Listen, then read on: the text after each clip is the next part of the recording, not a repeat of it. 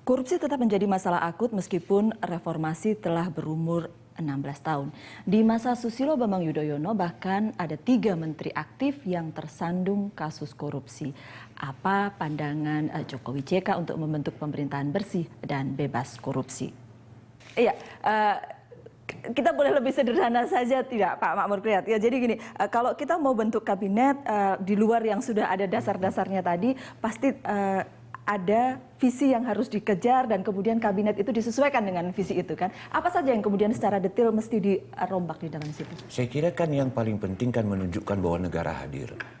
Menunjukkan ya, negara hadir? Ya, pemerintahan itu harus hadir dan dalam kaitannya dengan korupsi misalnya ya, negara itu kan harus berlandaskan pada hukum.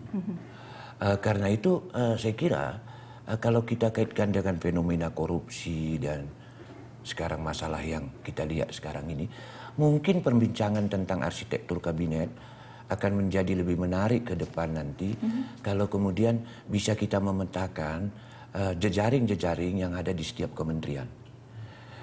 Jejaring-jejaring ini tentu saja telah lama ada. Dan saya kira fenomena di mana-mana kan tetap saja karena kalau kita lihat secara ekonomi, faktor G di dalam pertumbuhan ekonomi itu government, itu kan kita sekitar 20% itu yang sebenarnya salah satu poin yang menggerakkan itu sumber apa yang boleh. Akan berarti Pak Makmur ada yang berubah. Misalnya begini kan, kalau kita bicara penegakan hukum dan soal bersihnya kita dari korupsi ini kan kita bicara KPK, kita bicara Jaksa Agung kira-kira ya, dari sebagai wakil negara untuk membuat ini lebih bersih.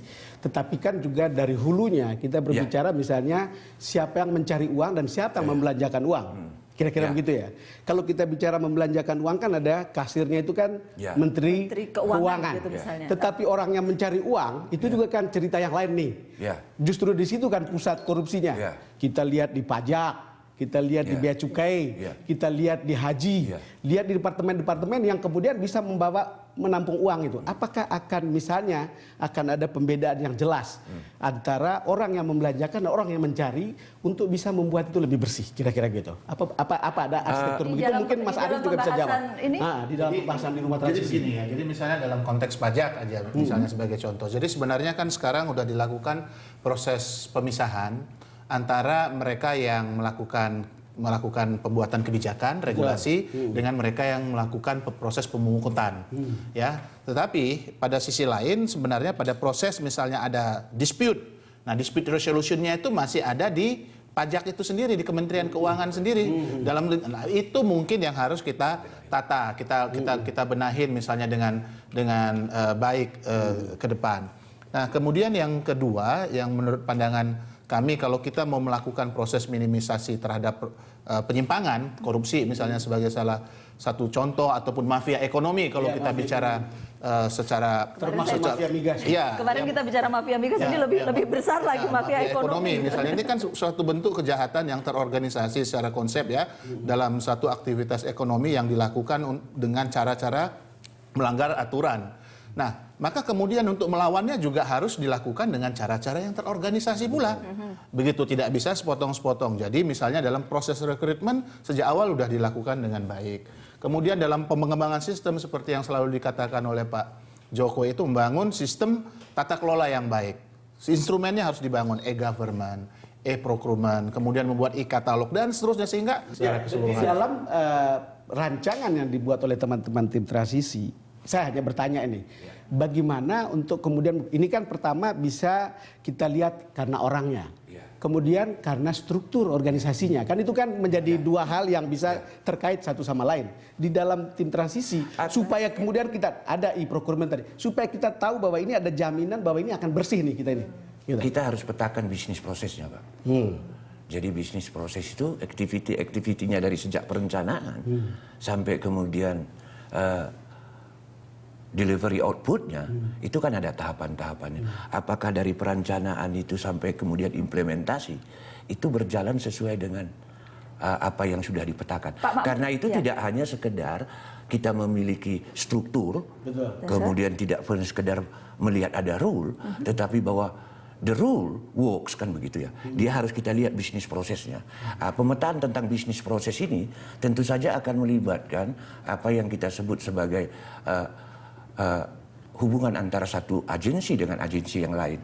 Misalnya apakah yang kita rencanakan itu memang didukung oleh struktur keuangan yang ada dan apakah implementasinya sampai dilakukan di Tapi lapangan. apakah pemetaan itu kemudian sedang dikerjakan sekarang, sudah selesai atau bagaimana?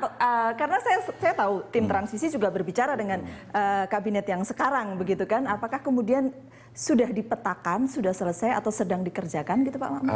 Saya kira kita sedang mengerjakannya. Karena begini, ada pertanyaan nih. Saya mau dapat pandangan dari, karena Mbak Siti ini kan bicara soal otonomi tadi. Yap. Tapi kita sejarah kemarin ini kan cerita uang itu ke daerah, lalu kemudian rame-rame juga dikorup di daerah. Iya. Kira-kira begitu kan ceritanya. Dan menimbulkan Iya, secara makro memang harus ada pembenahan di pemerintahan yang akan datang. Harapan kita besar sekali ya terhadap pemerintahan Pak Jokowi. Serius, kalau 1 tahun tidak ada perubahan, kita akan kritisi tajam, gitu. Karena apa? Ini serius sekali. Indonesia ini gegap gembita dengan pemberantasan korupsi. Ketika kita serius sekali seolah-olah semangatnya memberantas korupsi, KPK ada, pengawasannya lembek, gitu kan? Sistem di dalam itu seolah-olah memberikan peluang siapapun untuk meraup uang sebanyak-banyaknya di kementerian itu.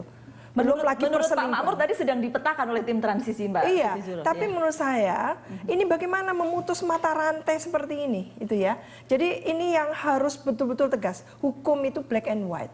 Kalau kita negara hukum, ya betul-betul. Kita Hukum ini itu black and white. Saya mau teruskan sebentar Mbak Siti. Saya ingin mau teruskan karena begini. Kita lihat kasus yang kemarin Mas Arief. Kan kita tahu bagaimana Demokrat tersandra. Kita pun berpikir jangan-jangan nanti Jokowi tersandra oleh PDIP misalnya. Kan itu hal-hal yang kita anggap bisa jadi perkembangan yang alamiah dan yang sekarang mestinya sudah tahu bahwa itu tidak boleh terjadi. Black and white itu hukumnya. Iya, tapi kan kita sudah semangati ya 1 tahun lebih yang lalu bahwa rangkap jabatan itu sudah harus di-delete, harus dienyahkan. Tidak boleh lagi. Profesional silakan dari partai politik. Makanya, itu sudah berulang tahun. meritokrasi yang ada di tempatnya Mas Arief ini gimana? Kira-kira untuk kemudian ikut membangun teman-teman di tim transisi untuk bisa bikin lebih baik begitu.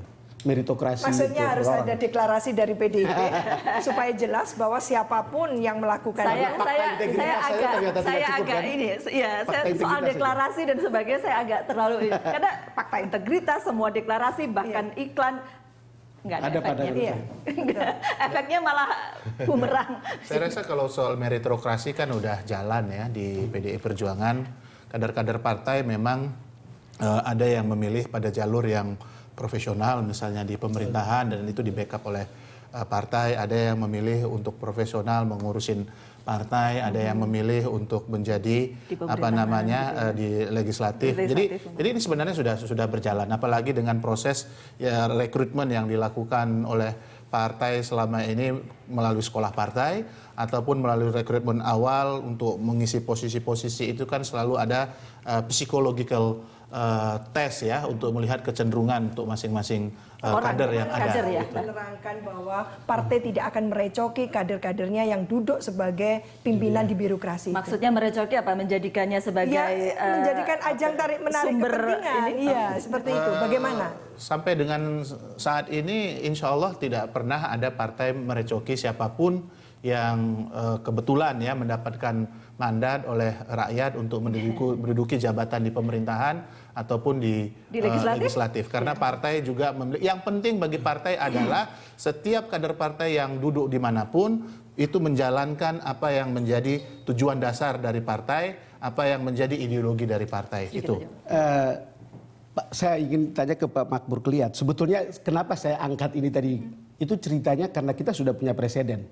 Orang-orang dekat presiden adalah orang-orang yang kemudian ternyata itu kasus Demokrat ya.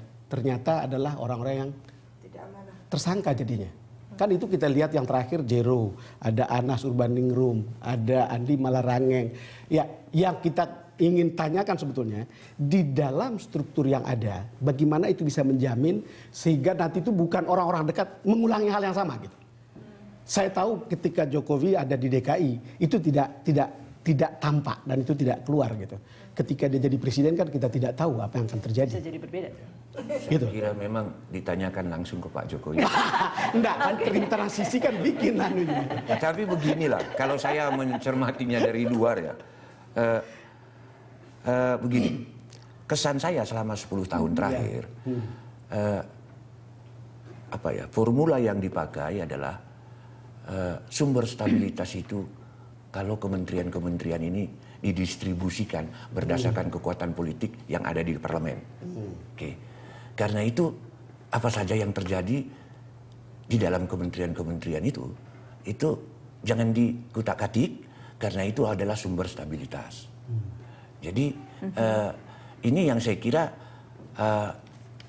cara berpikir ini yang sepertinya akan mendapatkan perubahan nanti untuk yang ke depan. Sumber stabilitas itu sebenarnya bukan di situ. Sumber stabilitas adalah di konstitusi kita. Kalau sepanjang kita taat pada konstitusi, maka itulah menjadi sumber stabilitas itu. Jadi bukan di kekuatan-kekuatan yang non konstitusional dalam pengertian, dalam kekuatan politik real begitu itu. Saya kira begitu. Misalnya begini, menteri adalah pembantu presiden, itu kan semangat konstitusional. Karena itu adalah tanggung jawab presiden dan otoritas presiden untuk kemudian mengangkat dan memberhentikan para menterinya. Saya kira semangat konstitusi itu yang perlu dipegang untuk menjadi sumber dari stabilitas politik kita. Saya kira itu. Iya, terima kasih. Kita akan lanjutkan lagi sesaat lagi.